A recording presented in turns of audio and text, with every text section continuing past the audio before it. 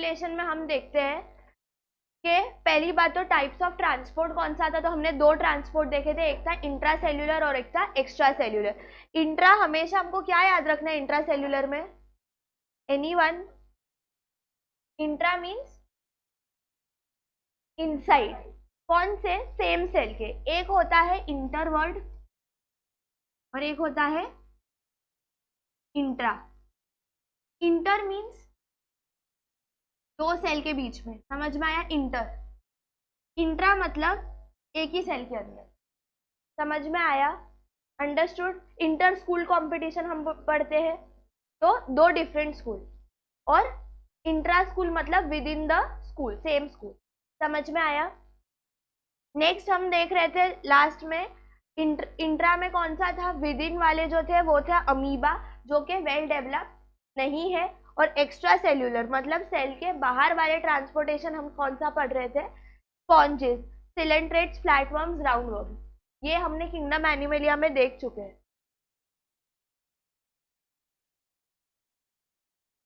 Sponges मतलब क्या? जिसकी सिर्फ सिंगल ओपनिंग रहती है, राइट? उधर से ही डाइजेशन होता है और उधर से ही एक्सक्रीशन होता है, ठीक है?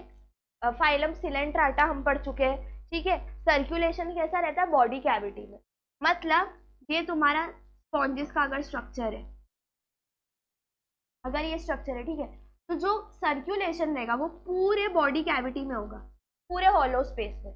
अपनी तरह नहीं, हार्ट है, वेन्स है, आर्टरी, ऐसा नहीं होगा। मतलब समझो अगर इधर हार्ट है, ठीक है, तो ब्लड पूरा फ्लो पूरी बॉडी कैविटी में होगा। What is body cavity? Body cavity मतलब पूरा हॉलो स्पेस। मतलब ये माउथ है, माउथ के अंदर क्या है? अगर मैं माउथ ओपन करूंगी तो अंदर क्या है? हॉलो स्ट्रक्चर है ना, ठीक है, गुफा टाइप स्ट्रक्चर है, केव लाइक। तो मतलब वो हॉलो स्ट्रक्चर मतलब कैविटी। समझ में? कैविटी एम्प्टी रहती है बेसिकली। ये देखो, हियरिंग कैविटी कान के अंदर, नेजल कैविटी, ओरल कैविटी। समझ में आया? अपने जो ऑर्गन्स रहते हैं, ऑर्गन्स कैसे? ऐसे बैग लाइक स्ट्रक्चर है, तो बैग के अंदर कुछ भी नहीं है, तो वो खाली स्पेस को हम क्या बोलेंगे? कैविटी। ठीक है, अंडरस्टूड? तो बॉडी कैविटी में ब्लड फ्लो होता रहेगा। फ्लैटवर्म कौन सा आएगा अपना? प्लेनेरिया। याद है उसको? कहीं से भी कट करो तो ग्रो होता है प्लेनेरिया। वो उसमें होगा अपना पैरेनकाइमा सोल्यूशन। कौन सा सर्कुलेशन होगा? Parenchyma solution, circulation. Round worms कौन से रहेंगे? No vessels, direct contact. मतलब जो राउंड वर्म रहेगा, तुम्हारा अर्थ वर्म रहेगा ये वो, तो उसमें क्या रहेगा? कोई भी ब्लड वेसल नहीं लेगा, ना आर्टरी रहेगी ना वेन रहेगा, उधर डायरेक्ट कॉन्टैक्ट से ट्रांसपोर्ट होगा। अब नेक्स्ट हम जाएंगे किस पर? Types of circulation. किस पे जाएंगे? Types of circulation. हमने दो सर्कुलेशन के बारे में पढ़े थे, एक था ओपन सर्कुलेशन और एक था क्लोज सर्कुलेशन। ये दोनों स्ट्रक्चर में तुमको डिफरेंस, मेजर डिफरेंस क्या दिखता है? बताओ।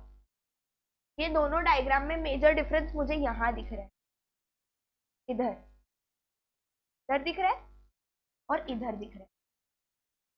यहाँ पर क्या है? ये स्ट्रक्चर टूट रहा है, यहाँ पर कैसा है?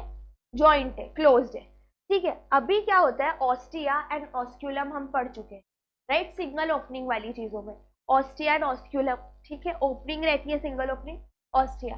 तो बेसिकली क्या होता है? तुम यहाँ पर देखो, तुम्हारा जब ब्लड है, ठीक है, ब्लड तुम्हारा यहाँ पर, इसका एग्जाम्पल दिया ओपन सर्कुलेटरी सिस्टम में, तो क्या होगा? बॉडी सेल्स है, ये जो येलो स्ट्रक्चर है वो तुम्हारा क्या है? बॉडी सेल्स है।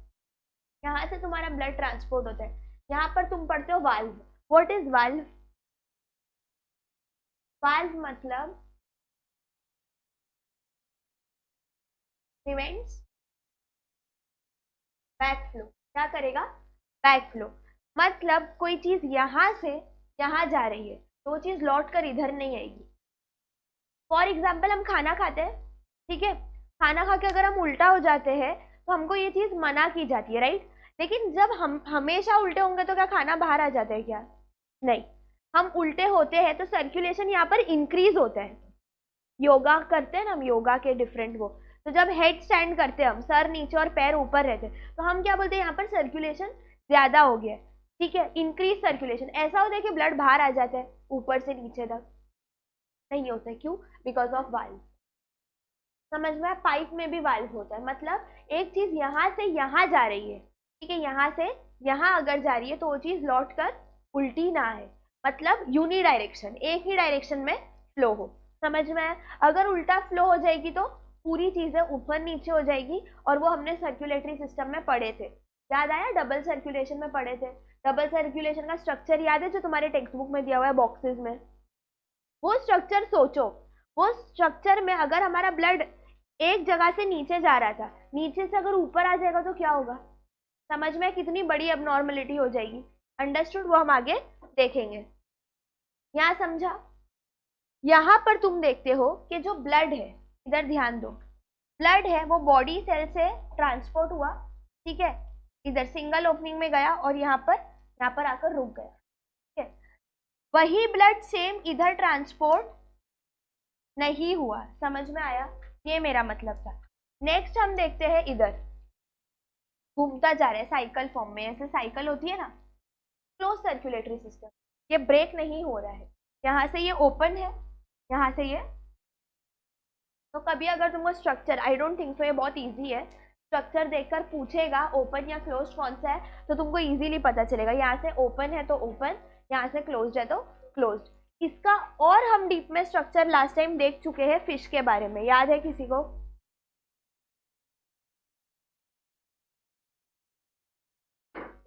समझा? लेकिन हमने स्ट्रक्चर, ये कौन सा सर्कुलेटरी सिस्टम था? Open and closed. यहाँ पर कौन सा है? इसका मैं और एक एग्जांपल देती हूँ। फॉर एग्जांपल, कभी कॉकरोच को देखे हो? सबने देखा रे, कॉकरोच को मारा है? मारा नहीं किसी ने, ठीक है, किसी और ने मारा होगा, तुमने देखा रहेगा इन लाइफ, ठीक है। तो जब हम कॉकरोच को मारते, ठीक है, तो क्या होता है, उसके अंदर से ऐसे पचाक करके फ्लूइड बाहर निकलते हैं। क्यों? Open circulatory. समझ में आया? तुमको मैं मारूंगी तो ऐसा होगा क्या? नहीं।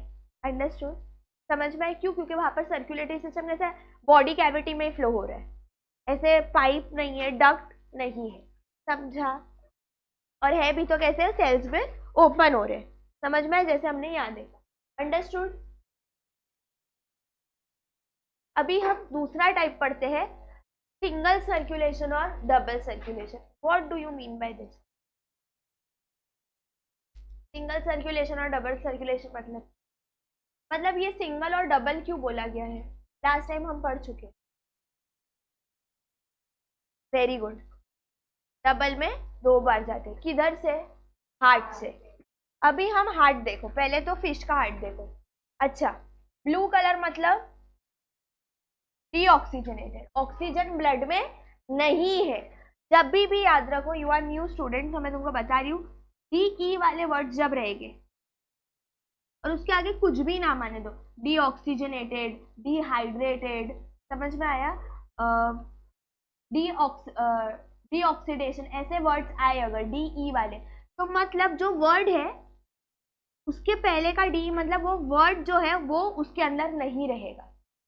डिहाइड्रेशन मतलब, हाइड्रेशन मतलब पानी, डिहाइड्रेशन मतलब पानी नहीं रहेगा। समझा? डिहाइड्रोजनेशन मतलब हाइड्रोजन नहीं रहेगा, रिमूवल। समझा? और यहाँ पे आप कौन सा पढ़ रहे थे? डी ऑक्सीजनेटेड मतलब रिमूवल ऑफ ऑक्सीजन, मतलब वहां पर ऑक्सीजन नहीं है। तो जो कलर ब्लू में है वो अपने को क्या बताता है? वेन। और जो कलर रेड है वो अपने को क्या बताती है? आर्टरी। आर्टरी हमेशा क्या कैरी करती है?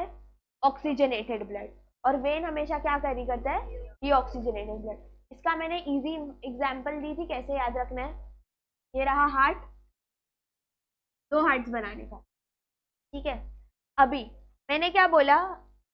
Arteries carry oxygenated blood. तो आर्टरी किससे आता है? ए। तो ये मैंने लिखा ए।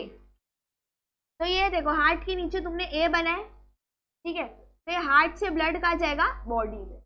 ऐसे याद रखना। अभी बी, बी फॉर वेन, तो ये ब्लड है बॉडी से जाएगा हार्ट में। तो बॉडी से जो ब्लड हार्ट में जा रहा है वो कैसा होगा? डीऑक्सीजनेटेड। तो हार्ट वाला वो सब करेगा। हार्ट से ब्लड बॉडी में ट्रांसपोर्ट होगा तो क्या हो जाएगा? Oxygenated. Now you get my point? समझा? सिंपल वे है कि वापस रिवाइज करवाऊं? पक्का? ठीक है। तो अब हमने ये सब देख लिया, ये सब एक बार देख लो वापस से। आर्टरीज है, वेन्स है, veins will always be in blue in colour. देखो ना यहाँ पर हमको वेन इधर ब्लू कलर में दिखती है, फॉर मेरे को मेरे दिख रहा है इधर, ठीक है। वेन हमेशा हमको किसमें दिखती है, ब्लू कलर में। आर्टरीज अपनी कौन सी होती है, रेड कलर में। ओके देख लो इधर भी लिखा है oxygen rich blood, oxygen poor blood लिखा है, अंडरस्टूड। अभी आओ फिश पर। फिश पे क्या है, सिंगल सर्कुलेशन। अभी जैसे कि प्रतीक्षा ने बोली सिंगल सर्कुलेशन मतलब हार्ट में से ब्लड एक ही बार ट्रैवल होगा, मतलब एक ही बार जाकर रहेगा, ठीक है। और फिर प्रेरणा ने क्या बोली, डबल सर्कुलेशन, एक हार्ट में से ब्लड 2 बार ट्रैवल होगा। कितनी बार, 2 बार, ठीक है, ये समझा। तो अब यहाँ पर हम देखते हैं, पहली बात तो अपने को कौन सा हार्ट दिख रही है, ब्लू कलर है मतलब वेन। तो फिश का हार्ट होता है कौन सा हार्ट, वेनस हार्ट। कौन सा होता है, क्यों, क्योंकि उसके अंदर क्या रहता है, डीऑक्सीजनेटेड। याद है हम पढ़ चुके हैं लास्ट लेक्चर, वेनस हार्ट होता है, ठीक है। क्यों, because it is blue in colour, blue मतलब वेन, वेन मतलब डीऑक्सीजनेटेड ब्लड, ऐसे लिंक करो, ठीक है। अभी यहाँ पर हमको ओके अभी हमने क्या पढ़ा था, आर्टरीज और वेन्स। अब हम पढ़ेंगे एट्रियम और वेंट्रिकल। बेसिकली ह्यूमन हार्ट की अगर मैं बात करूं तो ह्यूमन हार्ट में 4 कॉर्नर्स होते हैं। कौन से 4 कॉर्नर्स होते हैं, right atrium, left atrium, right ventricle. अभी क्वेश्चन आएगा तुम लोगों का, तो तुम लोग इस तरफ से देखते हो राइट, तो ये साइड से तुम्हारा लेफ्ट आना चाहिए, तो राइट आ रहा है, ठीक है। इधर देखो स्ट्रक्चर, ये मेरा हाथ कौन सा है, लेफ्ट, तो इधर मैंने लेफ्ट क्यों नहीं लिखा, राइट क्यों लिखा है, क्योंकि मैं ऐसे खड़ी। अब मेरा यहाँ पर क्या रहेगा, right atrium, right ventricle, left atrium, left ventricle. इसलिए बायो के डायग्राम्स ऑपोजिट रहते हैं। जो तुमको लेफ्ट दिखता है वो तुमको लिखना क्या है, राइट। समझ में आया, बिकॉज यू तुम बुक को ऐसे रख के देखो, समझ में आया, ऐसे नहीं ऐसे करके देखोगे, समझा। इधर तुम्हारा जो लेफ्ट आ रहा है तुम इधर कर दोगे तो वो राइट हो जाएगा, तुमको ऐसे नेमिंग्स करनी है, ठीक है, ये समझा। तो ये कंपार्टमेंट के नाम को हम क्या बोलते हैं, एट्रियम और वेंट्रिकल, ये याद रहेगा, एट्रियम और वेंट्रिकल। अभी इधर देखो, हार्ट है, ठीक है। अभी ये ब्लड हो रहा है डीऑक्सीजनेटेड, ठीक है, ये जा रहा है और यहाँ पे तुम्हें ब्लू से रेड हो रहा है, मतलब ये क्या था, डीऑक्सीजनेटेड। डीऑक्सीजनेटेड किस में कन्वर्ट हो रहा है, ऑक्सीजनेटेड। गिल लिखा हुआ है, याद करो पिछली स्टैंडर्ड में करते थे हम।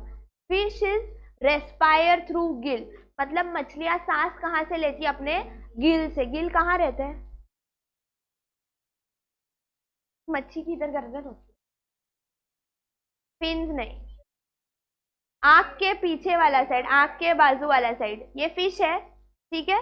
तो फिश की इधर आंख है समझो, तो इधर रहता है ना, इधर थोड़ा सा कॉन्स्ट्रिक्टेड वो रहेगा अपना गिल्स, समझ में आया। तो फिशेस कहाँ से रेस्पायर करेंगी, थ्रू गिल्स, अंडरस्टूड, समझ में आई बात। देखो इधर भी आया, फिन अलग है गिल अलग है, अंडरस्टूड। तो वो सांस लेगी, तो जब वो सांस लेगी तो क्या होगा, ऑक्सीजन अंदर आएगा उसके, तो वो डीऑक्सीजनेटेड से क्या होगा, ऑक्सीजनेटेड। अभी देखो रेड कलर ट्रांसपोर्ट हो रहा है। अब ये जा रहा है बॉडी के कैपिलरी में, ठीक है, बॉडी में हार्ट में क्या हो गया, खून गया ना, उसकी बॉडी में पूरी तरीके से खून ट्रांसपोर्ट हो गया, ये यहाँ पर चेन ब्रेक हो गई, ठीक है। और फिर क्या होगा, वापस से जो कैपिलरीज है जहां पर डीऑक्सीजनेटेड ब्लड है वो वापस से हार्ट में जाएगा, ठीक है। पर जो ये वाला ब्लड था वो यहाँ पर रुक गया, अब ये नया ब्लड जा रहा है, तो ये क्या होगा, सिंगल सर्किट, एक ही बार ट्रैवल हुआ, यहाँ से यहाँ तक वो एक ही बार ट्रैवल हुआ, यहाँ से क्या होगा, नया ब्लड जाएगा, तो ये क्या होगा, single circulation. Getting my point, समझा। अपने बॉडी में जो कैपिलरीज रहती है, अभी तुम सांस तो लेते हो, ठीक है, एक ही बार थोड़ी अपने बॉडी में ऑक्सीजनेशन होता है, कंटिन्यूस वर्क करते हैं ना, फिशेस भी काम कर रही होती है, ठीक है। तो जितना ऑक्सीजन मिल रहा है तो उतना उसका ऑक्सीजन वेस्ट मतलब यूटिलाइज भी तो हुआ है ना, तो यूटिलाइज हो गया, तो वो समझो 10 ब्लड कैपिलरी है, 5 को ऑक्सीजनेटेड मिल गया, पर 5 को पहले मिला था तो वो तो अभी डीऑक्सीजनेटेड हो गई है, तो वहां से ब्लड चले जाएगा, समझ में आया? हमारे बॉडी में कंटिन्यूसली होता है ना सर्कुलेटरी सिस्टम। ओके, अभी हम आते हैं ह्यूमन हार्ट पर। किस पे आएंगे? ह्यूमन हार्ट पर। देख लो, एट्रियम, एट्रियम, वेंट्रिकल, वेंट्रिकल, ठीक है। राइट वाला हमेशा गलत काम करते हो और लेफ्ट वाला हमेशा सही काम करते हो। तो राइट एट्रियम के पास कौन सा होगा? Deoxygenated blood. और लेफ्ट के पास होगा हमेशा, ठीक है। मैंने लास्ट टाइम क्या बोली थी? हार्ट है वो डीऑक्सीजनेटेड को ऑक्सीजनेटेड बनाता है। हमारा हार्ट सिर्फ ब्लड को क्या करता है? पंप करता है और ट्रांसपोर्ट करवाता है। बाकी मेजर काम किधर होता है? लंग्स में और किडनी में। यूरिन बनती है, सॉल्ट कॉन्सेंट्रेशन जो अपना वेस्ट रहता है ब्लड का वो किडनी से जाता है, तो वो किडनी काम करते हैं। और ऑक्सीजनेशन, ऑक्सीजनेशन किस में होगा? लंग्स में होगा। तो बेसिकली हमारा जो ब्लड रहेगा, डबल सर्कुलेशन क्यों बोलते हैं? जो हमारा ब्लड है वो पहले हार्ट से ट्रांसपोर्ट हुआ, फिर लंग्स को गया, लंग्स में डीऑक्सीजनेटेड से ऑक्सीजनेटेड हुआ, ऑक्सीजनेटेड ब्लड वापस हार्ट में आएगा, तो क्या हो गया? Double circulation. समझा? मैंने अच्छे कपड़े नहीं पहने, ठीक है, ठीक है, मैं कोई भी स्टूडियो में जाती हूँ, राइट, अच्छे कपड़े पहनकर फिर मैं वापस यहीं आती हूँ, तो मैं 2 बार आई ना यहाँ पर। अंडरस्टूड? तो ये क्या हो जाएगा? Double circulation. समझ में आया? तो ऑक्सीजनेशन कहाँ होगा अपना? लंग्स में। कहाँ होगा? लंग्स में। Get my point? Deoxygenated blood है, एट्रियम से कहाँ जाएगा? वेंट्रिकल में। अंडरस्टूड? फिर उधर से एट्रियम वेंट्रिकल से जाएगा किधर? लंग्स में जाएगा। फिर उसके बाद एक्चुअली ये जो डायग्राम है इधर देखो, इधर से एट्रियम वेंट्रिकल में गया, उसके बाद कहाँ जाएगा? पल्मनरी। पल्मनरी मतलब लंग्स, मतलब क्या? लंग्स। लंग्स में वो डीऑक्सीजनेटेड से क्या हो गया? ऑक्सीजनेटेड, ठीक है। फिर वो रेड हो गया, ठीक है। लंग कैपिलरी से वापस से देखो हार्ट में आ रहे हैं, देखो हार्ट में एंटर हुआ, हार्ट में से वापस से यहाँ पर एक अओर्टा रहता है। क्या रहता है? अओर्टा, हम पढ़ेंगे, ठीक है। उधर से कहाँ जाएगा? बॉडी में जाएगा, ठीक है। अंडरस्टूड? कोई डाउट है इधर? नहीं?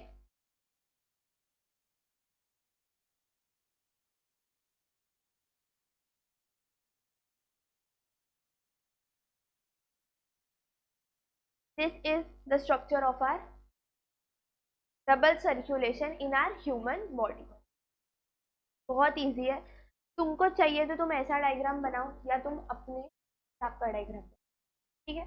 फॉर एग्जाम्पल यहाँ पर first of all 4 compartment, compartment 4। Please ये बॉक्सेस लर्न कर लो अभी से, क्योंकि आगे हम हार्ट का स्ट्रक्चर देखेंगे, उसमें तुमको ये 4 बॉक्सेस इमेजिन करने, ठीक है। तुमको पता रहना चाहिए कौन सा बॉक्स किधर है।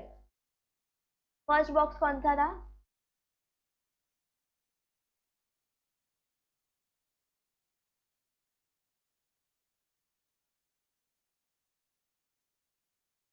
यहाँ पर कौन सा ब्लड है?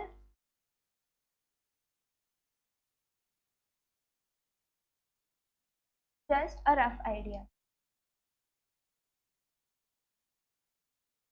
ठीक है।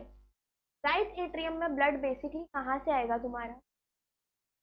सुपीरियर वेना कावा और इंफीरियर वेना कावा। बेसिकली तुम्हारा जो हार्ट रहता है, इधर देखो,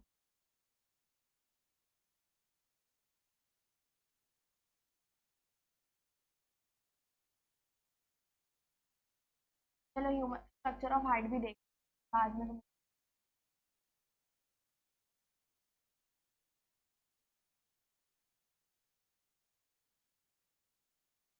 4 कंपार्टमेंट दिख रहे हैं?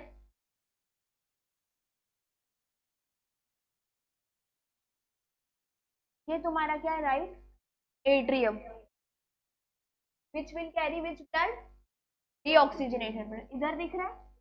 यहाँ से ब्लड 2 जगह से आता है। सुपीरियर वेना कावा मतलब ऊपर, सुपीरियर ऊपर ना, सुपीरियर मतलब ऊपर वाले लोग, इंफीरियर मतलब नीचे वाले। कहाँ से आया? Superior vena cava, inferior.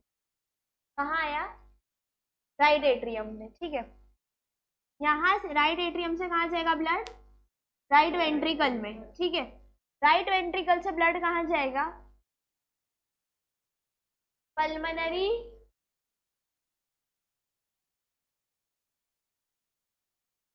याद आया? Arteries carry, arteries carry oxygen वाला ब्लड कैरी करती है कि डीऑक्सीजनेटेड वाला? अभी मैंने हार्ट का स्ट्रक्चर बनाई थी।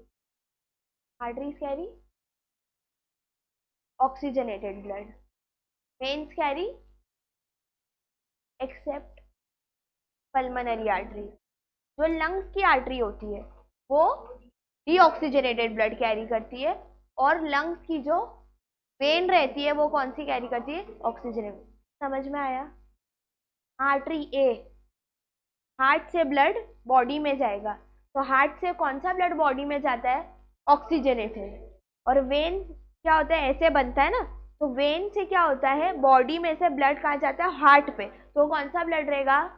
डीऑक्सीजनेटेड। हार्ट में जाना ही क्यों है? ऑक्सीजनेटेड बनने के लिए ना, समझा? लेकिन जो लंग्स की आर्टरी रहती है वो कौन सा? अभी आर्टरी क्या कैरी करती है?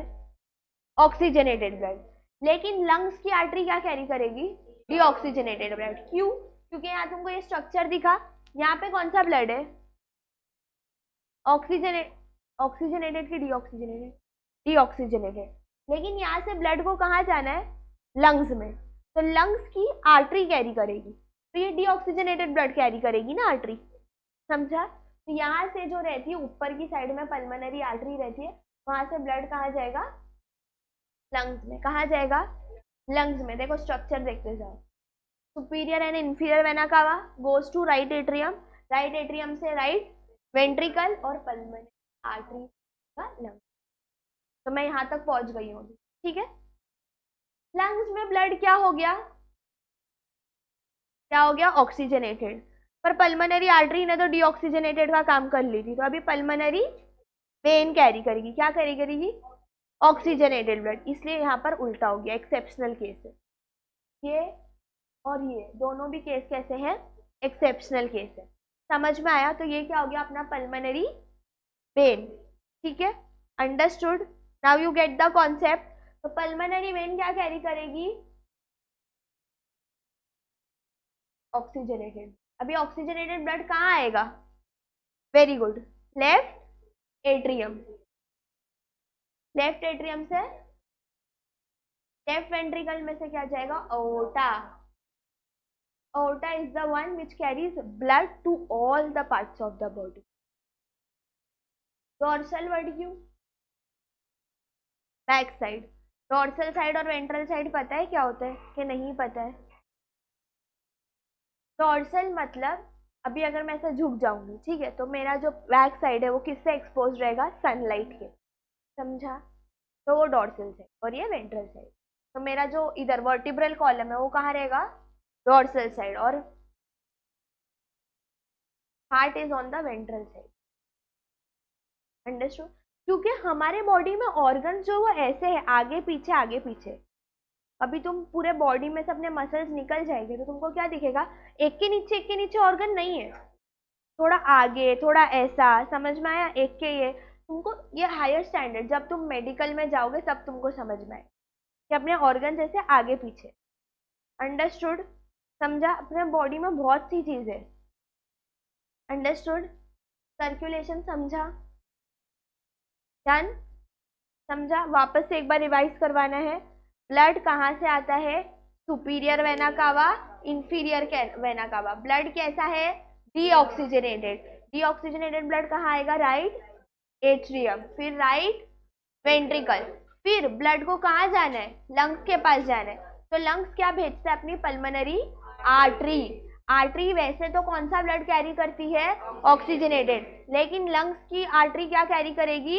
डीऑक्सीजनेटेड, तो हम उसको क्या बोलते हैं? Pulmonary artery. तो पल्मनरी आर्टरी डीऑक्सीजनेटेड ब्लड लेकर कहाँ गई? लंग्स के पास गई।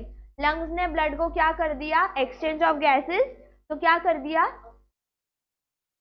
डीऑक्सीजनेटेड से ऑक्सीजनेटेड, समझा? अभी पल्मनरी आर्टरी ने तो डीऑक्सीजनेटेड ब्लड कैरी कर ली थी, अब लंग्स के पास कौन सा ब्लड है? ऑक्सीजनेटेड। तो कौन लेकर आएगा हार्ट के पास? Pulmonary veins. क्या कौन कैरी करेगा? Pulmonary veins. अभी पल्मोनरी वेन्स कहाँ आएगी वापस से? हार्ट के पास। हार्ट के पास में लेफ्ट एट्रियम, लेफ्ट एट्रियम से लेफ्ट वेंट्रिकल। अभी ब्लड 2 बार आया है तो हम इसको क्या बोलेंगे? Double circulation. लेफ्ट वेंट्रिकल से हार्ट, लेफ्ट वेंट्रिकल से ब्लड कहाँ जाएगा? अओर्टा। अओर्टा क्या कैरी करता है? ब्लड जो है हार्ट से उसको पूरे बॉडी में भेजते हैं, oxygenated. Getting my point? Oxygenated blood harmful क्यों रहेगा?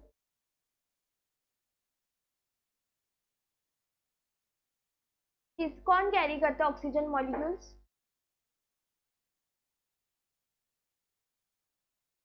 ब्लड के अंदर कौन सा मॉलिक्यूल ऑक्सीजन कैरी करता है? ऑक्सीजन कैरिंग पिगमेंट कौन है? वेरी गुड, जोर से बोलो, बोलो। हेमोग्लोबिन। तो फिर how can it be harmful? Oxygen हमको चाहिए ना सांस लेने के लिए, वो चीज कैसे हार्मफुल हो सकती है? जो चीज से हम जी रहे, ना होगी तो तुम पहुंच जाओगे ऊपर। ठीक है, अब होता है blood vascular system, lymphatic system.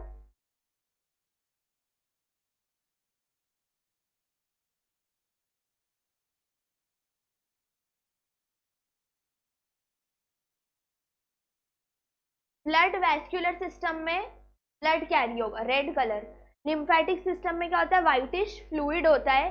ठीक है, वो चीजों का ड्रेनेज करवाता है, मेटाबॉलिक ड्रेनेज, गंदगी एंड ऑल, समझ में? व्हाइटिश। मिल्क और पानी को मिलाओ तो कैसा कलर बनेगा? वो लिम्फ कैरी करता है, समझ में? लिम्फ के नोट्स देख लो please, it is very important, क्योंकि कभी कभी क्या होता है, पूरा चैप्टर हम पढ़ के जाते हैं ब्लड के बारे में और क्वेश्चन आ जाता है लिम्फ के बारे में। Yes, it happen. Lymphatic system में क्या होता है? यहाँ पर जो वी शेप रहता है ना, ग्रोइंग स्ट्रक्चर, यहाँ पर लिम्फेटिक नोड्स रहते हैं। तुमको दिख रही है छोटी छोटी नोड्स, दिख रही है गांठ, देखो ना, ग्रीन डॉट डॉट दिख रहा है। ठीक है, टॉन्सिल में होता है। ठीक है, स्प्लीन तुमको पता है ना, स्प्लीन, पैनक्रियास, लिवर, पैनक्रियास, और उसके एंड में होता है स्प्लीन। क्या होता है? स्प्लीन। ये क्या करवाएगा? तुम्हारा ड्रेनेज। ये तुमको अपेंडिक्स दिख रहा है, आर्मपिट इधर के स्ट्रक्चर में तुमको दिखेगा। ठीक है, तो यहाँ पर से जब कुछ भी इंफेक्शन होता है ना तो ज्यादा पस निकलता है, समझ में आया? तो यहाँ पर क्या है? लिम्फेटिक नोड्स है। क्या है? Lymphatic nodes. लिम्फेटिक नोड्स हर जगह दिखेगी, पर जहाँ पर ज्यादा दिखे थाइमस ग्लैंड में, हार्मोन वाली चीजों में, समझा? लिम्फेटिक सिस्टम ये ब्लड कैरी नहीं करता है, अंडरस्टूड? ये व्हाइटिश कलर का फ्लूइड कैरी करता है, समझ में? दिख रहा है आर्टरी वेन दिख रही है कहीं पर? यहाँ पर नहीं, ये अलग होते हैं। तो क्या कैरी करते हैं? लिम्फ। क्या कैरी करते हैं? लिम्फ। लिम्फ नोड है, और ये पूरे सिस्टम को हम क्या बोलते हैं? Lymphatic system, understood?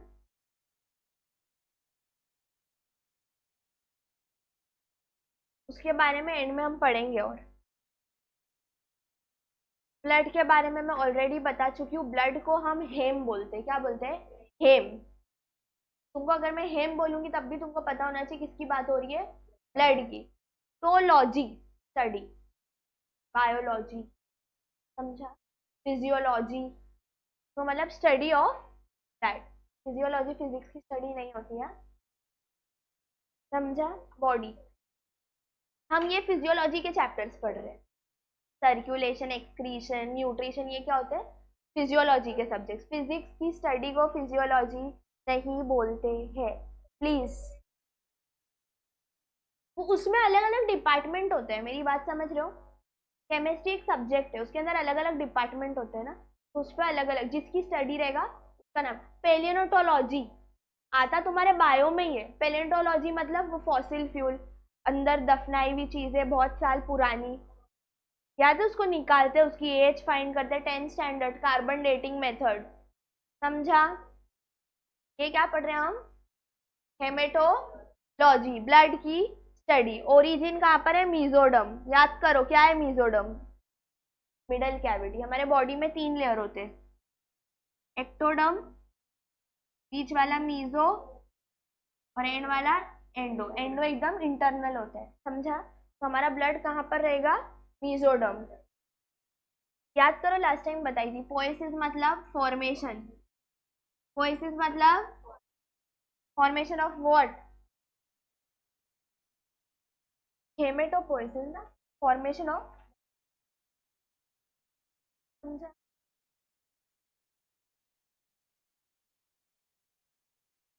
ब्लड का कलर कैसा रहता है? Scarlet red. लिपस्टिक खरीदे रहोगे तो पता होगा, रेड के भी अलग अलग कलर्स होते हैं, समझ में आया? Scarlet red, dark red, dark red, ठीक है। स्कारलेट रेड और डीप रेड, स्कारलेट रेड कैसा रहेगा? थोड़ा ब्राइट रेड, ठीक है। डीप रेड मतलब मरून, डार्क ब्राउन। तो जब भी तुमने ब्लड दिए हो, कभी ब्लड टेस्ट हुआ है कभी? ब्लड कैसे कलर का था? डार्क कलर का। क्यों? क्योंकि हमारे वेन से ब्लड निकल रहा है, तो वेन में कौन सा ब्लड रहता है? डीऑक्सीजनेटेड, इसलिए ब्लड का कलर डार्क रहता है। और यहां से मैंने लास्ट लेक्चर बताई हूँ, एक एबीजी एबीजी टेस्ट रहता है, उसके लिए नीडल ऐसे परपेंडिकुलर डालने का और ब्लड लेने का। तो उसमें कौन सा, आर्टरी से हम आर्टरी पंचर करते हैं। पंचर मतलब सीरीज डालना और उसमें से ब्लड निकालने को हम बोलते हैं पंचर करना। हाँ, तो कैपिलरीज अपनी, कैपिलरी ऑक्सीजन, वेन से ऑक्सीजन, यहाँ पर अपना कैपिलरी रहता है छोटा, और हम कितना छोटा सा ही वो करते हैं, 2 मिनट में वो स्टॉप हो जाते हैं, ठीक है। और ये क्यों करते हैं? Anyone has the idea? ये तो तुमने स्लाइड के लेके हो, राइट? स्लाइड के लिए भी करते हैं। सेकेंड होता है ऑपरेशन होने वाले, ठीक है। तो जो हेमोफीलिया पेशेंट होते हैं, हेमोफीलिया क्या था? हेमोफीलिया क्या डिसऑर्डर था उसमें? Very good. क्या होते रहता है? ब्लड फ्लो होते रहता है। मतलब अभी तुम नॉर्मल इंसान हो, तुम्हारा 5 मिनट में ब्लड फ्लो होना स्टॉप हो जाएगा, ब्लड बह रहा था, फिर फ्लो होना स्टॉप हो जाएगा। जो लोगों को हेमोफीलिया है, जेनेटिक डिसऑर्डर, उसमें क्या होगा? ब्लड फ्लो होना रुकता ही नहीं, होते जाता है होते जाता है। तो ब्लड फ्लो होने से क्या होगा? इंसान मर जाएगा। समझ में आया? तो वो हेमोफीलिया रहता है। तो बेसिकली जब ऑपरेशन करना है किसी का, तो उससे पहले एक टेस्ट होता है, बीटीसीटी, ब्लीडिंग टाइम क्लॉटिंग टाइम, बीटीसीटी। मैंने बहुत किया है ये। ब्लीडिंग टाइम और क्लॉटिंग टाइम में क्या होता है? पहले तो तुम्हारे को ऐसे करते हैं, प्रिक करेंगे पतली कैपिलरी। देखो फिजिक्स प्रैक्टिकल में देखे रहोगे, पानी में कैपिलरी डालते हैं, फिजिक्स प्रैक्टिकल हुआ है। कैपिलरी ट्यूब देखे हो कैसे होता है, ठीक है। तो क्या होता है, जैसे ही ब्लड को मैं जैसे ही प्रिक करूंगी, वैसे ही कैपिलरी ट्यूब लूंगी, उसके बाद मैं ड्रॉप पर प्रेशर लगाऊंगी, तो कैपिलरी में पूरा अपना ब्लड आ जाएगा, और वो मैं टाइम स्टार्ट कर दूंगी, और मैं कैपिलरी को साइड पे छोड़ दूंगी। अंडरस्टूड? फिर ये ब्लीडिंग होता जाएगा, तो मैं क्या करूंगी, कॉटन लूंगी या जो भी, निकालूंगी, वाइप करूंगी, निकालू मतलब ब्लड भी मैं निकालूंगी और वाइप भी मैं ही करूंगी, ठीक है। फिर एक सर्टेन टाइम आएगा, पहले ब्लड का ड्रॉप मोटा था, कम कम होते होते ब्लड रुक जाएगा, that will be your bleeding time, के इतने टाइम तक ब्लीड हुआ।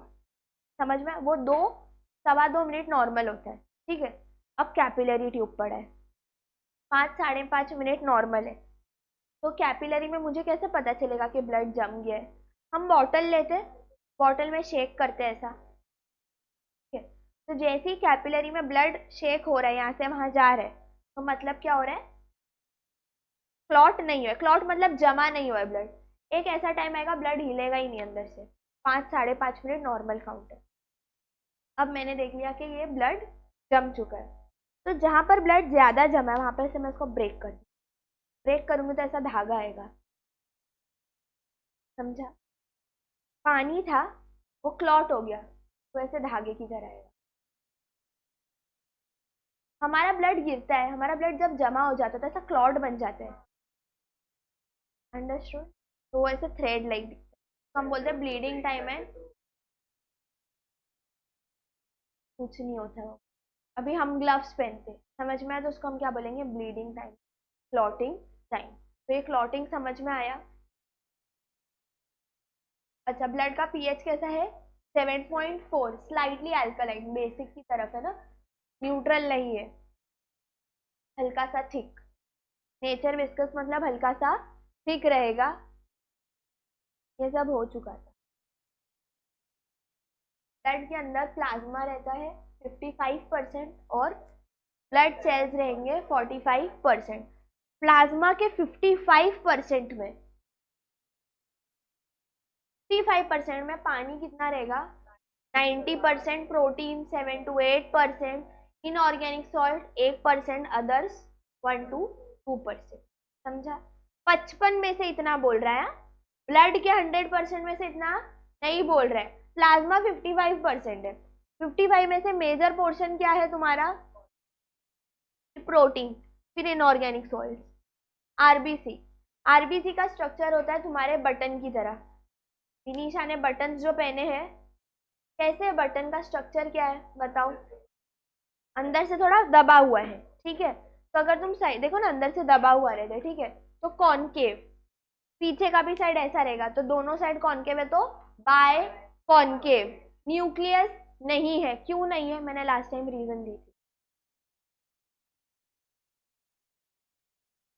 आरबीसी में न्यूक्लियस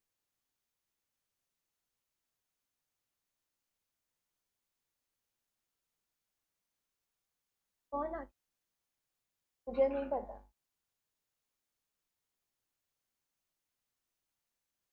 बताओ। Biconcave and enucleated. सिर्फ कैमल होता है ना, कैमल, उसमें ही उसके ही आरबीसी में न्यूक्लियस रहता है। क्यों? पहली बात तो न्यूक्लियस रहेगा तो ऑक्सीजन ये क्या कैरी करता है? तो न्यूक्लियस ऑक्सीजन को यूटिलाइज कर, हमको क्या मिलेगा? ऑक्सीजन कब मिलेगा? समझ में आया? तो न्यूक्लियस नहीं रहेगा। अंडरस्टूड? हमारे दूसरे सेल्स के पास न्यूक्लियस है, इसके पास भी न्यूक्लियस हो जाएगा तो ये ब्लड कम देगा हमको। फिर हमारा सेल क्या करेगा? न्यूक्लियस ही यूटिलाइज कर लेगा, तो बाकी चीजों को क्या मिलेगा? कैमल में है ऐसा, वो लोग स्टोर कर सकते, they have the capacity. Understood? समझ में आया? उन लोग इतने दिनों तक पानी के बिना रह सकते, तो क्या ही बात है।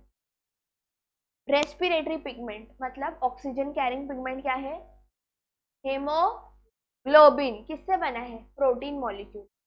ठीक है। नंबर कितना है? 5.1 to 5.8 मिलियन पर mm³ ये पूरा यूनिट अगर तुमने नहीं लिखे ना, मेरे से मार्क्स एक्सपेक्ट क्या लिखोगे? 4.3 से 5.2 क्या?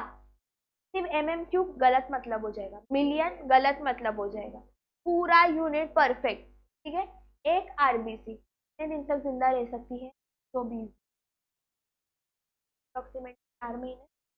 ठीक है।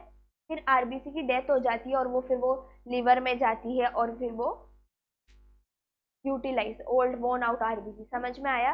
एक आरबीसी का कितना जिंदा रहने का दिन है? 120 days। अच्छा अब तुम बताओ, पोएसिस मतलब? अब भी बताइए।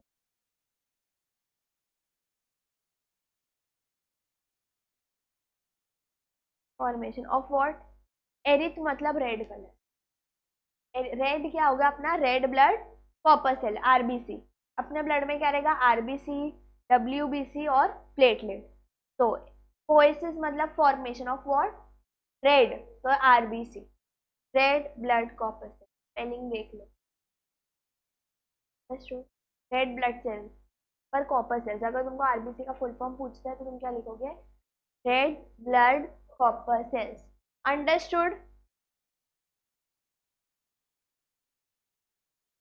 लीवर। समझा? नहीं, RBC, sorry, RBC worn out होती है, लीवर में खत्म होती है, और इधर बनती है red bone marrow, red bone marrow में बनता है। समझ में? तो जो बच्चों का आरबीसी काउंट, हेमोग्लोबिन काउंट कम रहता है जेनेटिक में, तो उनको सर्जरी एक ही ऑप्शन रहता है, रेड बोन मैरो की सर्जरी करवाओ, तो उनकी बॉडी खुद बना सकती है। हमारी कैसे खुद की बना सकती है?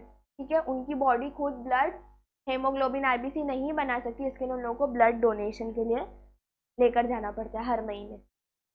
समझ में आया? कॉन्सेप्ट समझ रहे कि नहीं समझ रहे? ऐसे मत बैठो मेरे सामने। समझा? Read.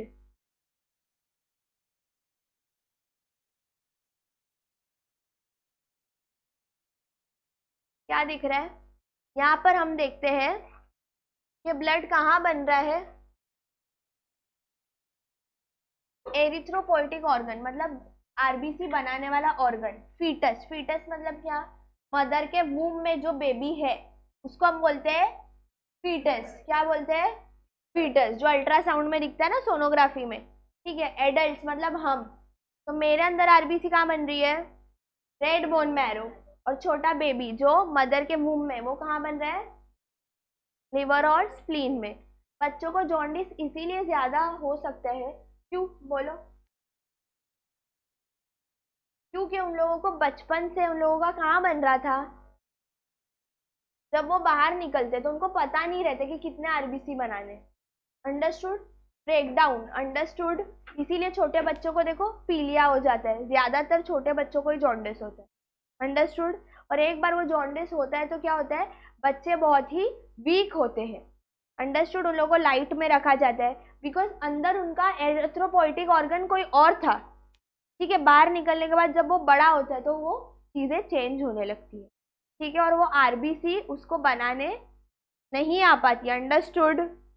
You are getting my point, मैं क्या बोल रही हूँ? नेक्स्ट आओ, एसेंशियल रिक्वायरमेंट्स। विटामिन बी 12 बहुत इंपॉर्टेंट है। जो लोगों के बॉडी में विटामिन बी 12 देखो कम हो जाता है, बेहोश हो जाएंगे, खाना उनके सामने रखो उनको खाना खाने का मन नहीं होगा, सडन वेट लॉस, 1 महीने में ही 5-6 किलो वेट कम हो जाना। समझ में आया? Vitamin B 12 it is a very important thing. के कैप्सूल्स भी मिलते हैं, तुम देखोगे। नेक्स्ट आता है फॉलिक एसिड, आयरन। एंटीबायोटिक्स रहती है ना, जो लोगों के अंदर ब्लड कम रहता है तो उनको ये सब मेडिसिन चालू करते हैं। Folic acid, iron, ferritin. समझा? नेक्स्ट हम आते हैं हार्मोन, एरिथ्रोपोइटिन जो किडनी सेल्स बनाते हैं। हाँ, ग्रेवयार्ड मतलब आरबीसी जब खत्म हो जाएगी, मर जाएगी, तो स्प्लीन मैंने दिखा है ना, पैनक्रियास के टेल के पास रहता है। ठीक है, पैनक्रियास ऐसा रहता है, देखो जे शेप्ड ही है, पर अपना स्टमक कैसा जे शेप्ड है, ऐसा है ना? अपना स्टमक ऐसा रहता है अप्रोक्सीमेट, जो पैनक्रियास रहती है वो ऐसी रहती है। समझा? उल्ट, हॉरिजॉन्टल जे। ठीक है, और इधर स्प्लीन रहता है, क्या रहता है? स्प्लीन रहेगा। अंडरस्टूड? तो जब आरबीसी मर जाता है तो ग्रेवयार्ड मतलब कबर। कबर में कब जाते हैं? जब मर जाते हैं, राइट? तो कब? लिवर और स्प्लीन में। अंडरस्टूड? तो तुमने देखे लिवर और स्प्लीन, स्प्लीन क्या है? लिम्फेटिक ऑर्गन है, इसीलिए लिम्फेटिक के वो वाइटिश ड्रेनेज मैंने बोली ना। ड्रेनेज क्या होता है? सीवेज ड्रेनेज, गंदगी को वो करना, हटाना। अंडरस्टूड? पैनक्रियास पिंक कलर नहीं रहता है। पैनक्रियास क्या रिलीज करता है? इंसुलिन। ऐसे वो पिक्चर में, हाँ, लाइट पिंक ऐसे यूं उल्टा जे मतलब ऐसे रहता है। समझा? ये ऐसे लेकर यू। ओके, कंडीशन है कोई आरबीसी सडनली बढ़ गई है। आरबीसी का नॉर्मल काउंट क्या है? हेमोग्लोबिन का, सॉरी, मैंने हेमोग्लोबिन का पीडीएफ में नहीं है, पर लास्ट टाइम मैंने बताई थी। Normal count of haemoglobin in female और मेल। क्लोज, 12 to 15, किस में था? फीमेल। 11 to 13 फीमेल चलेगा, 12 to 15 मेल्स। हेमोग्लोबिन, ना आरबीसी का तुम्हारे पीडीएफ में दिया हुआ है। समझा? तो इधर हम देखते हैं कि पॉलीसेथेमिया मीन्स क्या होता है? अगर आरबीसी सडनली बढ़ गई है नंबर में। समझ में? नॉर्मल कितना था? अभी हमने पढ़े ना, 5.1 या 5.8 है, या 4.3 या 5.2 है, इससे सडनली 6 या 7 मिलियन हो गई, मिलियन पर mm³ हो गई, तो उसको हम क्या बोलेंगे? पॉलीसेथेमिया। बोलो, पॉलीसेथेमिया। एरिथ्रोसाइटो, ऐसे क्वेश्चंस में डालूंगी पेपर में, condition in which there is increase, तो तुम क्या बोलोगे? हाफ हाफ मार्क पे, 1-1 मार्क पर आएगा ये। ठीक है, पीनिया मतलब डिक्रीज, पीनिया मतलब डिक्रीज, तो डिक्रीज इन व्हाट? आरबीसी।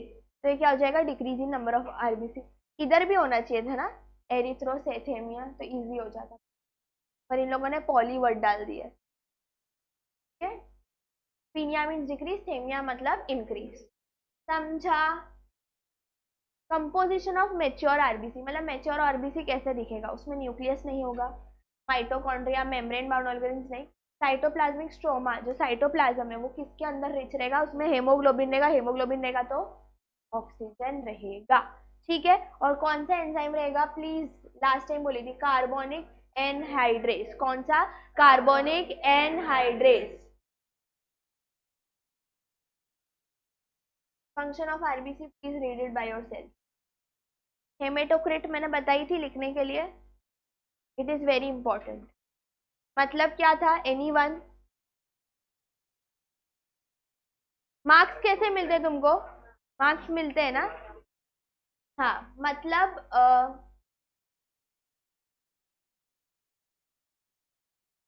हम मार्क्स अपॉन में देते हैं, ठीक है। तो नीचे वाला नंबर क्या रहेगा तुम्हारा, total volume of RBC in blood. Normally total volume of RBC in blood जितना होता है वो, और ऊपर जितना तुम्हारी बॉडी में है वो। समझा? 20 मार्क्स का पेपर, उसमें से तुमको कितने मिले वो दिखते हैं ना मार्क्स तो तुम लोग को।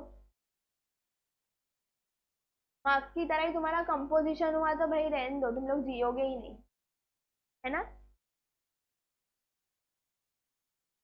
हेमेटोक्रिट ब्लड रिपोर्ट्स में क्या लिखा हुआ आता है, HCT करके लिखा हुआ आता है।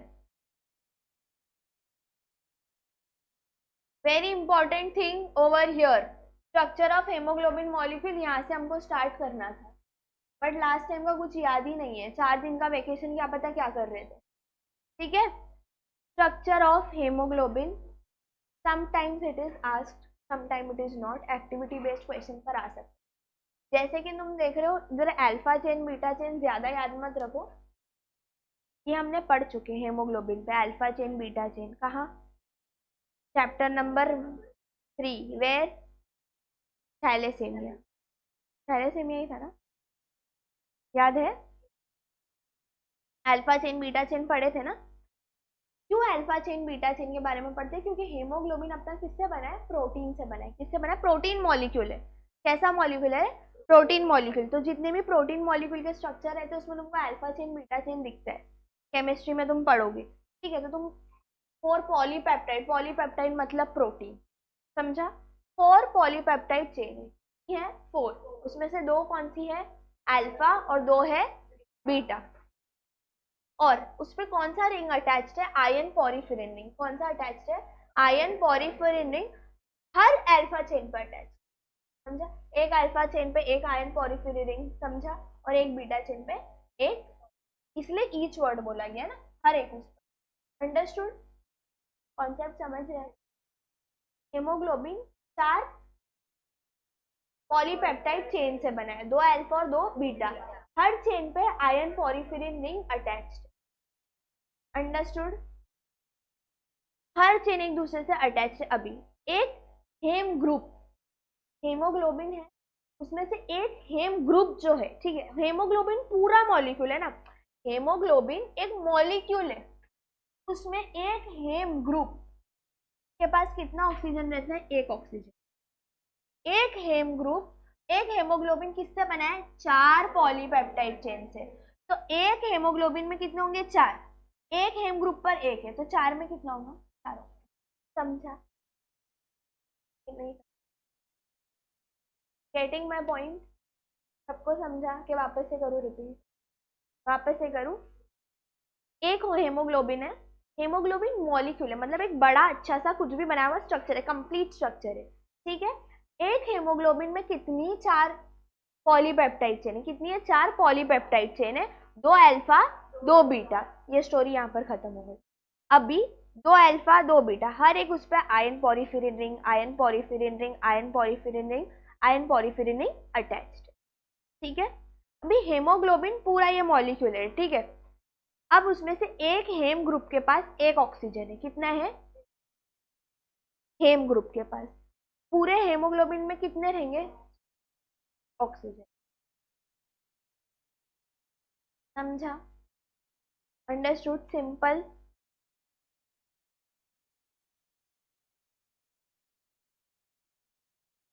Haemoglobin plus 4 oxygen molecules will give you Hb4O2। समझ में आया? तो क्या इसको हम बोलेंगे ऑक्सी हेमोग्लोबिन। क्यों? क्योंकि हेमोग्लोबिन के साथ कौन सा ग्रुप अटैच्ड है? ऑक्सीजन, तो oxy haemoglobin. Carbon dioxide reacts with amino acid residue. Residue मतलब बचा हुआ नीचा कचरा। चाय पत्ती रहती है, हम चाय स्ट्रेनर से छानते हैं ना, ठीक है, तो जो चाय पत्ती रहती है वो रेसिड्यू होगा। क्या होगा? मतलब कोई चीज तुमने साफ की है, ठीक है, और जो बाकी का नीचे बच गया वो क्या था? कचरा, तो उसको हम बोलते हैं रेसिड्यू। तो अभी कार्बन डाइऑक्साइड किससे रिएक्ट करेगा? अमीनो एसिड से। अमीनो एसिड क्या रहता है? जो हेमोग्लोबिन है ना, उसका बचा हुआ कचरा। समझा? तो वो कौन रिएक्ट करेगा? Carbon dioxide. तो अभी हेमोग्लोबिन और ऑक्सीजन जब मिल रहा था तो हम उसको बोलते थे ऑक्सी हेमोग्लोबिन। तो जब कार्बन डाइऑक्साइड और हेमोग्लोबिन मिलेगा तो हम क्या बोलेंगे? Carb amino haemoglobin. अमीनो क्यों? क्योंकि कार्बन डाइऑक्साइड ने किससे रिएक्ट किया है? अमीनो एसिड, जो कि बचा हुआ कचरा है ग्लोबिन मॉलिक्यूल का, तो हम उसको क्या बोलेंगे? Carb amino haemoglobin. अगर सिर्फ कार्ब हेमोग्लोबिन लिखे हो तो देखिए, समझा? कॉन्सेप्ट समझा? यस और नो नहीं है ना तुम लोगों के मुंह पर? एक साथ बोलो, यूनिटी नहीं है क्लास में। जब हेमोग्लोबिन ऑक्सीजन के साथ मिलेगा तो वो ऑक्सीजन के साथ है तो उसको बोलेंगे ऑक्सी हेमोग्लोबिन। क्या बोलेंगे? क्या बोलेंगे? ठीक है। उसके बाद वो तो रिएक्ट हो गया। अभी कार्बन डाइऑक्साइड को पिक्चर में लो। वो जो ग्लोबिन मॉलिक्यूल है अपना, हेमोग्लोबिन ग्लोबिन मॉलिक्यूल है, उसके नीचे का बचा हुआ कचरा क्या है? Amino acid. तो कार्बन डाइऑक्साइड उससे रिएक्ट करेगा तो हमको क्या मिलेगा? Carb amino, carb amino haemoglobin, क्योंकि ग्लोबिन हेमोग्लोबिन ही है। समझा? कार्ब अमीनो ग्लोबिन नहीं लिखोगे, carb amino haemoglobin. Carb amino haemoglobin. Understood? Haemolysis of Hb मतलब, हेमोलाइसिस मतलब ब्रेकिंग ऑफ एचबी। तो तुमको क्या मिलेगा? ग्लोबिन। ग्लोबिन के पास क्या है? Amino acid. आयन के पास क्या है? फेरिटिन। फेरिटिन जो हम लिवर में स्टोर करते हैं। अंडरस्टूड? इसीलिए देखो, जब भी लीवर पर सूजन आती है, हमको भूख नहीं लगती, खाने का मन नहीं होता। अंडरस्टूड? फिर वो वीकनेस आता है, फेरिटिन। पॉरीफिरिन क्या रहता है? बिलीरुबिन और बिलीवर्डिन। स्टूल, जो हमारा वेस्ट प्रोडक्ट निकलता है स्टूल, को कलर देता है बिलीरुबिन और बिलीवर्डिन। बिलीरुबिन कब बढ़ जाएगा? जॉन्डिस। याद आया? जॉन्डिस। जॉन्डिस में क्या होता है? लोग हम पूरे येलो हो जाते हैं ना, बिलीरुबिन येलो कलर पिगमेंट है। समझा? अंडरस्टूड? तो ये हमारे स्टूल को कलर देता है। स्टूल येलो कलर का नहीं होता है, अग्री? समझ में आया? पर येलो ग्रीन ब्राउन ऐसे कलर्स रहते हैं ना, वो इन दोनों की वजह से। ह्यूमन न्यूट्रिशन चैप्टर अगर पढ़े होते तो तुमको ये चीज पता होती। बिलीरुबिन बिलीवर्डिन, उसके ऊपर क्या आ जाता है? Bile juice. बाइल जूस कहाँ से आता है? लीवर से।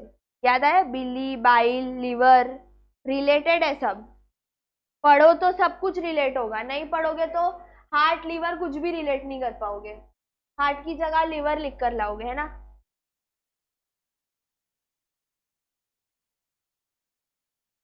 This is very easy and very important. हमारे बॉडी में फाइटर्स कौन है? White blood cells. डेंगू में यही तो कम हो जाते हैं, जिसकी वजह से डेंगू जान ले सकता है। डेंगू में क्या होता है? कोमा में भी चले जाते हैं पेशेंट्स। समझा? तो you get affected by this. क्यों? क्योंकि तुम्हारे जो फाइटर्स हैं वो ही खत्म हो रहे। समझ में आया?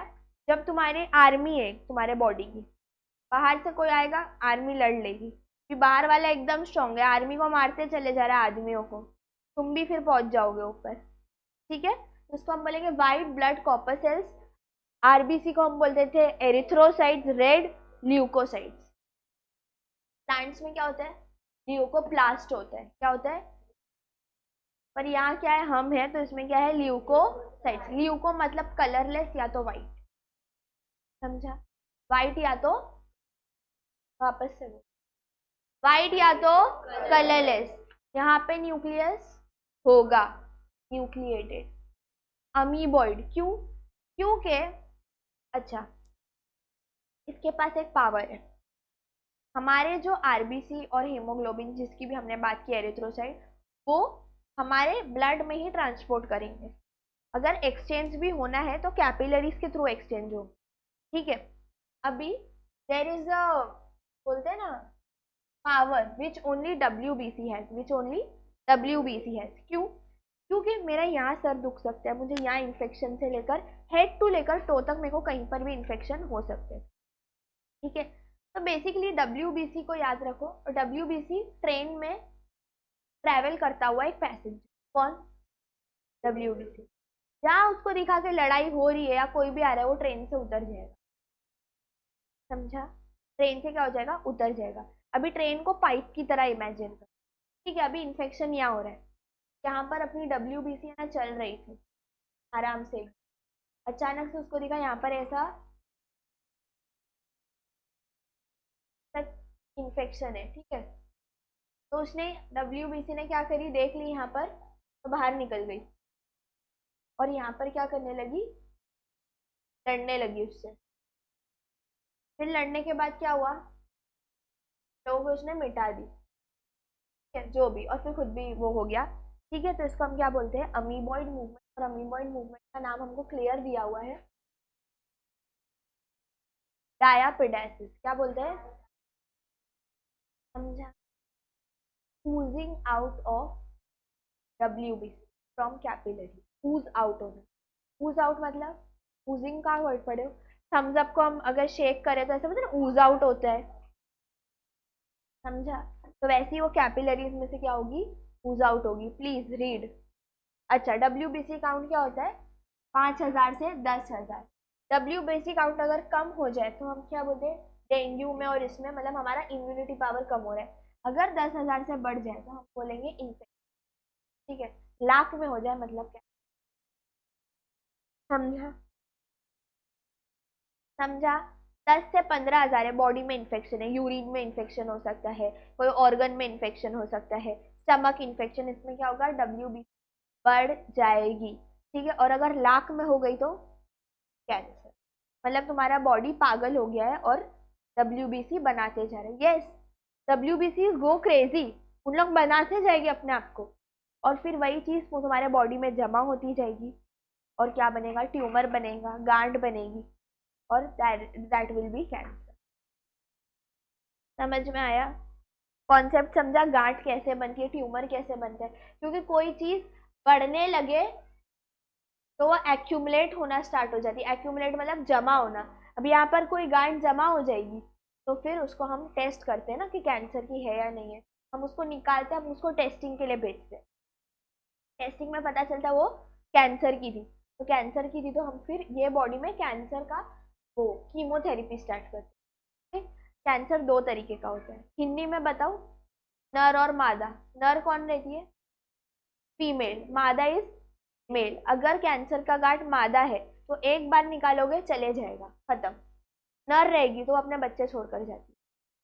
तो कैंसर अभी हुआ है तो इट अभी ठीक हो गया, 2-3 साल बाद वापस से आएगा, क्योंकि उसने अपना ट्रेसेस छोड़। There is nothing to laugh about, nothing to laugh about, ये एक स्टडी है। अगर अभी मैं इंग्लिश में बोलूंगी ना मैलिग्नेंट और बेनिनाइन, किसी को कुछ नहीं समझेगा, समझा? तो नर और मादा, तो अगर कैंसर का गांठ फीमेल रहता है तो इट इज वेरी डेंजरस, क्योंकि वो इलाज होने के बाद भी वो अपने आप को क्या करेगा, छोड़कर जाएगा, ट्रेसेस छोड़ के जाएगा। तो देखो कितने लोगों को पहले कैंसर था, वापस से आगे भी हो सकता है बिकॉज ऑफ दिस। इसीलिए कीमोथेरेपी देते कि वो चीज एंड हो जाए। अंडरस्टूड? ल्यूकोपोइसिस मतलब फॉर्मेशन ऑफ WBC, साइट का होगा लिम्फोइड टिश्यू में बनेगा, लिम्फ, इसलिए लिम्फेटिक सिस्टम हमने पढ़ा है, समझा? ओके। ल्यूकोपीनिया मतलब डिक्रीज के इंक्रीज, पीनिया मतलब डिक्रीज, यहाँ पर इंक्रीज का बोला गया है साइटोसिस, ल्यूकोसाइटोसिस मतलब इंक्रीज इन नंबर, तो देख लो लिखा हुआ है ड्यू टू इन्फेक्शन, डिक्रीज में कब होगा? HIV एड्स रहता है। इसलिए देखो जो HIV और एड्स के मरीज रहते हैं, लोग बीमार से बीमार, घटती जाती है उनकी हेल्थ। HIV पेशेंट को देखा है कभी? स्टार्टिंग में दे लुक नॉर्मल, ठीक है, उसके बाद ग्रे होना चालू हो जाता है, होठ पूरे वाइट ग्रे हो जाएंगे, क्या है ना यहाँ, ये पूरा डार्क ब्लैक हो जाएगा। ये तुमको देख के उनको डर लगेगा। कुछ अपनी गलतियों की वजह से HIV होता है, और कुछ की गलती नहीं होती है और दूसरे की वजह से लाइफ में भुगतना पड़ता है। इसीलिए बोलते हैं ना, ब्लेड, रेजर, टूथब्रश, इवन उसके जो गम में से ब्लड निकला रहेगा वो ब्रश पे है, और तुमने एड्स के पेशेंट का ब्रश यूज कर लिए, गम से तो ब्लीडिंग होती है, कभी हमको दिखती है कभी हमको नहीं दिखती है। वो ब्लीडिंग की वजह से, एक इतनी मिस्टेक की वजह से, कोई ना चाहते हुए भी, गलत काम नहीं करते हुए भी उसको HIV हो सकता, समझा? और HIV में जल्दी डेथ नहीं आती है, लाइक एंड होते होते WBC कम होता जाता है, तुम्हारी बॉडी फाइट नहीं कर पाती है, वेट लॉस, बालों का जाना, ये पूरा ग्रे हो जाना, होठ वाइट पड़ जाते हैं, और उसमें अगर वो लोग गिर गए और इंजर्ड वुंड आ गया तो जख्म नहीं भरता, और वो जख्म में क्या निकलता है? ब्लड। कोई और हाथ लगाएगा तो लाइफ गोज वेस्ट। टच करने से नहीं होता, ब्लड कांटेक्ट है। बट व्हाट इफ तुम्हारा इधर कट है, तुमको नहीं पता, तुम्हारे हाथ पे इतना सा कट होगा, तुमको पेन भी नहीं हो रहा, तुमको पता ही नहीं होगा कट और तुमने टच किया था। इसीलिए उनके ऊपर जो भी, कितना महंगा से महंगा कुछ भी यूज करोगे ना, इक्विपमेंट, मेडिसिन का, समझ में, सब फेंकना पड़ता है, सीजर वीजर सब फेंकनी पड़ेगी। You can't use aids. ये इसमें पढ़ेंगे, ह्यूमन हेल्थ एंड डिजीज में। हो गया? तो पढ़ाई नहीं करने HIV कैसे होता है तो?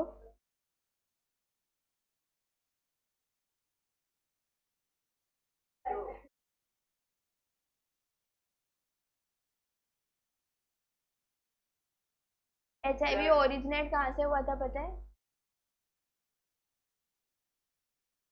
हाँ, ल्यूकेमिया मतलब कैंसर, ब्लड कैंसर बोलते हैं ना। Uncontrolled increase in the number of WBC, ठीक है। प्राइमरी फंक्शन क्या रहता है उनका? फंक्शन क्या है? हमें प्रोटेक्ट करना, आपको क्या करना? प्रोटेक्ट करना, ठीक है।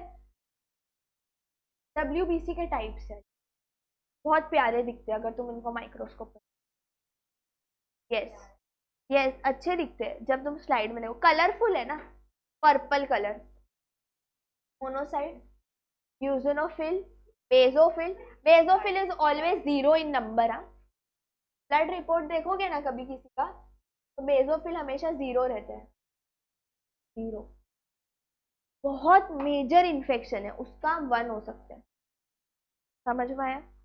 तो बेजोफिल ऑलवेज रिमेन 0, नेग्लिजिबल ही है वो देखा जाए तो।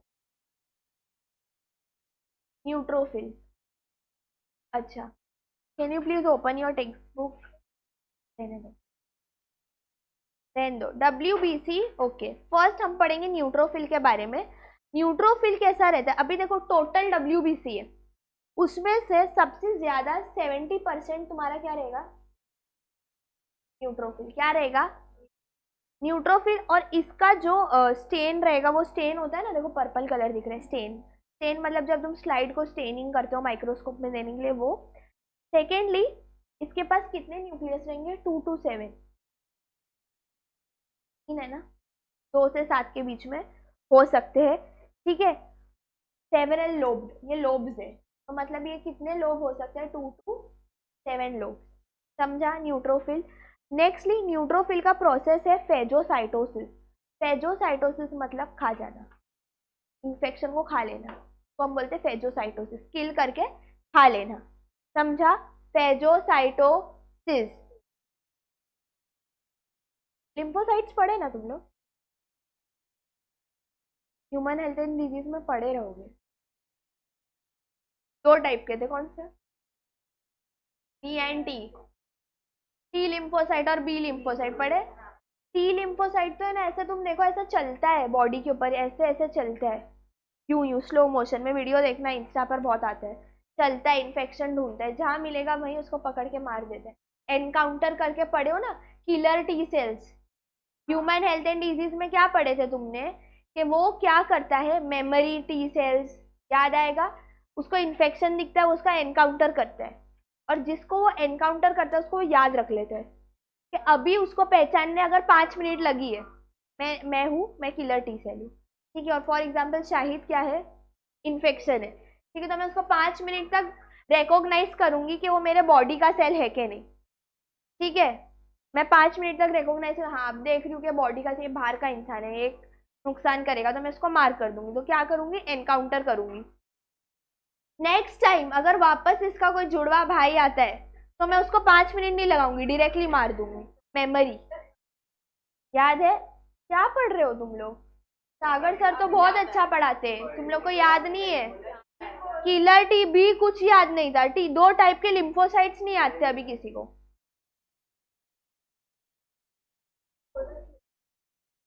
समझा? बेजोफिल देखो लिया हुआ है, कितना परसेंट रहेगा, 0.5 से कितना रहेगा, 0.5 से 1% रहेगा। स्टेन कौन सा है, मिथिलिन ब्लू, देख लो ब्लू कलर है, कौन सा है, मिथिलिन ब्लू। न्यूक्लियस कैसा रहेगा, ट्विस्टेड रहेगा, मुड़ा हुआ, कैसा रहेगा, ट्विस्टेड। न्यूक्लियस कैसा रहेगा, ये जो मैं बोल रही हूँ ना, बस इतना ही याद रखना, कैसा है, कितना परसेंट है, कैसे तरीके का न्यूक्लियस है, कौन सा स्टेन है और फंक्शन क्या है, समझा? ये 3-4 चीजें दिखते हैं, ट्विस्टेड वाला दिखेगा, ठीक है। अभी फंक्शन क्या है, बेसोफिल्स क्या सिक्रीट करते हैं, हेपरिन, हिस्टामाइन एंड सेरोटोनिन, समझा? हैप्पी हार्मोन ये सब, समझा? हेपरिन क्लॉटिंग में हेल्प करता है ब्लड की, ये सब, ठीक है। नेक्स्ट यूजोनोफिल, यूजोनोफिल दिख रहा है, दो न्यूक्लियस के बीच में ऐसा रहेगा, लोब्स के बीच में, इसको हम एसिडोफिल भी बोलते हैं, क्या बोलते हैं, एसिडोफिल। एसिड मतलब डिटॉक्सिफाई करेगा, ठीक है, एंटीटॉक्सिन्स प्रोड्यूस करेगा, और कितना है टोटल, 1 to 3%। और एसिड स्टेन है, एसिड स्टेन नाम में ही दिया हुआ है, यूजिन, एसिड स्टेन क्या अपना, यूजिन। न्यूक्लियस कैसा, बाइलोब, दो, समझा? हमेशा याद रखो, यूजोनोफिल का स्ट्रक्चर 2 लोब ही आएंगे, और 2 में एक लाइन रहेगी, 2 के बीच में लाइन नहीं है तो बेसोफिल, ये कभी भी 2 नहीं देगा, ठीक है, 4, 5, 3 ऐसा देगा, न्यूट्रोफिल, समझा? Can you please just shut up for 2 minutes, 2 minutes, समझा? अब आएगा मोनोसाइट और लिम्फोसाइट। मोनोसाइट और लिम्फोसाइट अलग से है, क्यों? क्योंकि तुम देखो, मेरे को ये बताओ क्या मेजर डिफरेंस,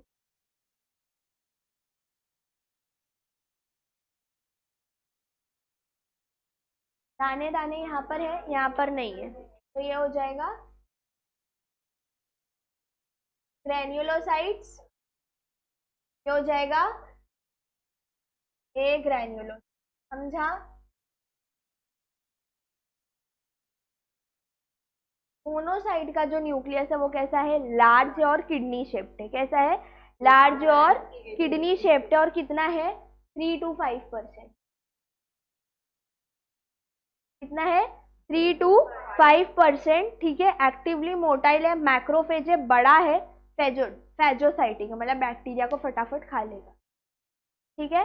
लिम्फोसाइट है, वो कैसा है, एंटीजन है, ठीक है, किलर टी सेल है, मेमोरी टी सेल है, सप्रेसर, ये सब तुम लोग ह्यूमन हेल्थ में पढ़ चुके हो। ये क्या करता है, इम्यूनिटी देता है, कैसा रहेगा, 25 to 30, कितना रहेगा,